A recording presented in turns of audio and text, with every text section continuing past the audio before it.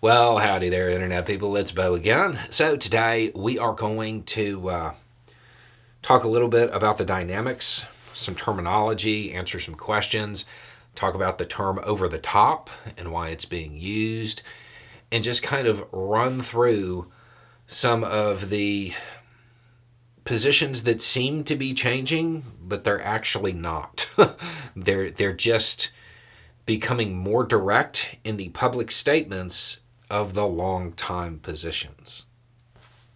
Okay, if you have no idea what I'm talking about, the United States has used the term over the top to describe Israel's response.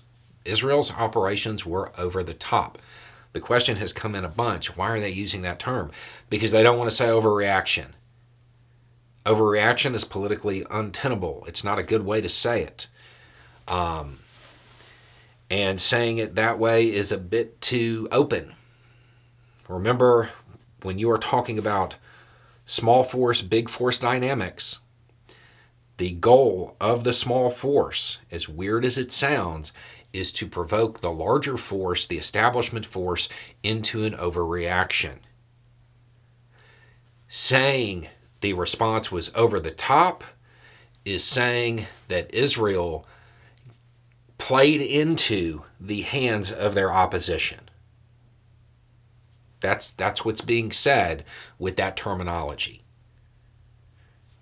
Understand, playing into the hands of the opposition generally strengthens the opposition, not weakens it. Okay, the next thing is the U.S. saying that it's not going to support a move into Rafah. If you don't know, Rafah is the next stop in the ever-expanding, creeping mission of Israel in Gaza. Rafah is a location where there are a whole bunch of people who are already displaced. The U.S. is saying, we don't support this, don't do this. The question is why? Because it's going to be the worst mistake in a long string of mistakes. Remember from the very beginning, U.S. advisors went over there. They're like, don't do a ground offensive. Don't do a ground offensive. You'll turn a tactical victory into a strategic defeat. Don't do a ground offensive. Over and over again. That advice was ignored. The advice of Israeli experts that was saying the same thing was also ignored. A lot of decisions were made based on public perception rather than military effectiveness. Going into Rafah it's similar to the moment when countries started asking to join NATO.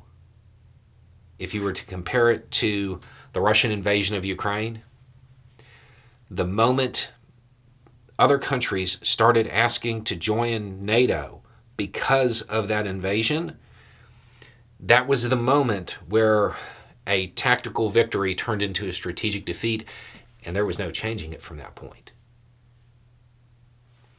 Going into Rafah is likely to be the same. At that point, it's almost impossible to think that more opposition combatants were removed than were created. Israel's goal in this, stated goal, is to remove opposition combatants. That's what they're saying this is all about.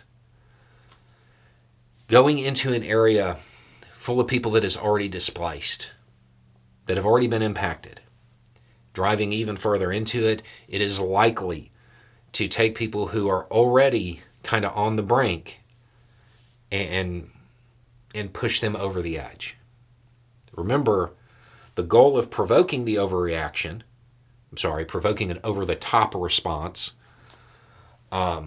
is to take the bystander and turn him into somebody who's sympathetic and turn him into somebody who is active.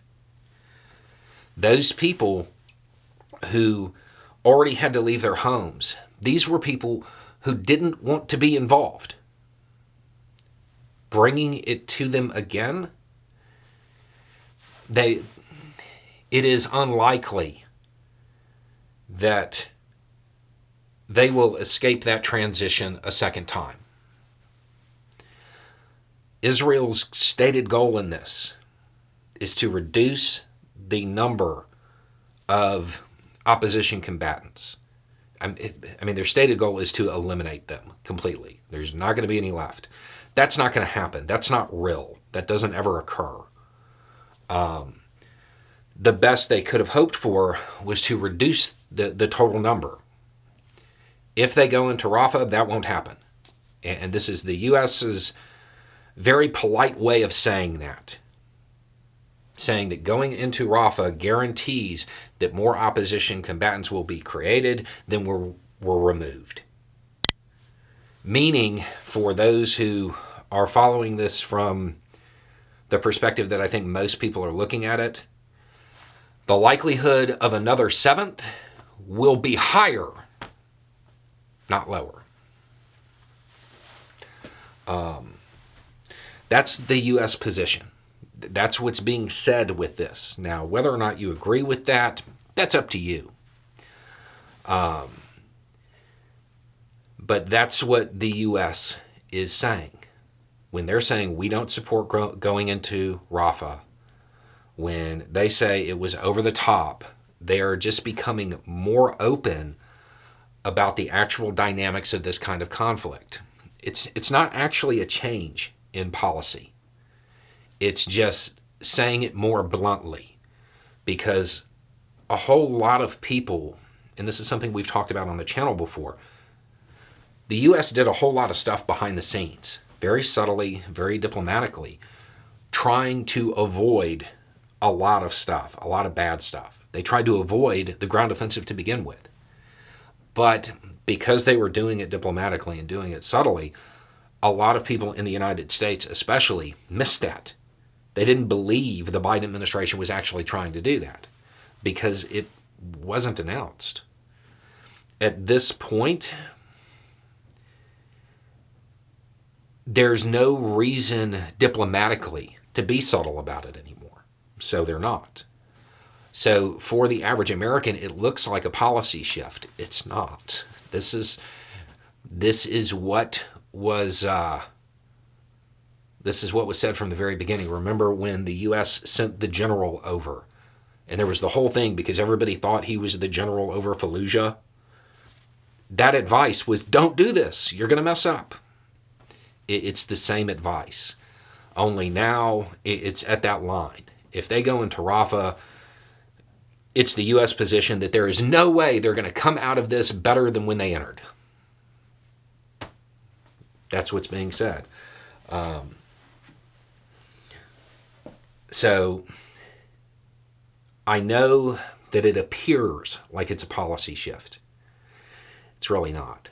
It's just more publicly saying what has been said in private the entire time. If you've watched all of the kind of detailed, maybe a little boring and dry foreign policy videos on this channel, you already know this. Like, you know that this has been the U.S. position. But most